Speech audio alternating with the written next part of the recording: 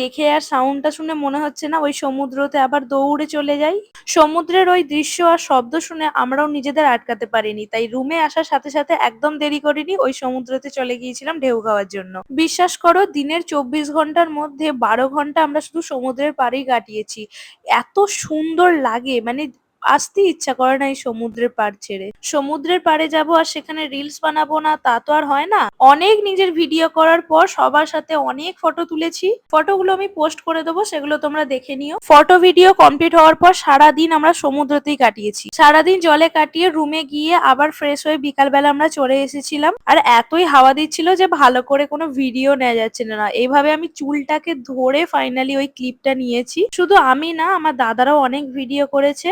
এরপর নিয়েছিলাম আমার ফেভারিট সুইট কর্ন। আমার ভীষণ ভালো লাগে সুইট কর্ন খেতে। দেন চলে গেলাম কেনাকাটি করতে, রিলেটিভদের জন্য, নিজেদের জন্য অনেক কেনাকাটি করেছি। লাস্টে আমি ফুল শপিং এর একটা ভিডিও তোমাদের সাথে শেয়ার করে দেবো। আর উড়িষ্যাতে গেছি, উড়িষ্যার স্পেশাল মিষ্টি খাবো না তা তো আর হয় না। আমি নিয়েছিলাম ছানা পোড়া, কারণ আমার খুব একটা বেশি মিষ্টি পছন্দ না, আমি একটু কম মিষ্টিটাই পছন্দ করি। আর এটা একটা ইউনিক জিনিস দেখেছিলাম, যেটায় আলো পড়লে বেশ একটা সুন্দর ডিস্কো মতো ভাইবস দিচ্ছিল, তো এটাও আমরা নিয়েছিলাম 3টে।